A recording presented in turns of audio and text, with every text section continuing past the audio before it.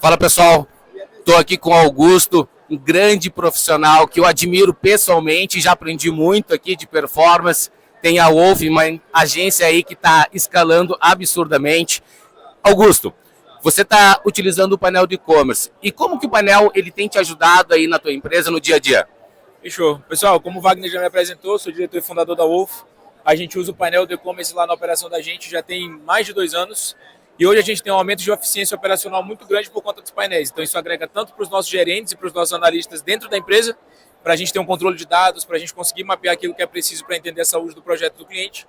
Como isso virou um diferencial para a gente como empresa, como aceleradora de e-commerce, porque a gente compartilha esses painéis com os clientes e eles conseguem ter acesso em tempo real a todos os dados. Então o cliente, quando olha isso, inclusive tem um dos painéis aqui que está sendo exibido, quando o cliente olha isso, isso acaba virando um diferencial muito grande para o negócio e ele acaba fechando com a gente por um motivo a mais. Então isso vira uma entrega de serviço, um over-deliver de serviço que a gente presta. Então recomendo bastante o painel. Para mim é o melhor do mercado, inclusive já te falei isso outras vezes.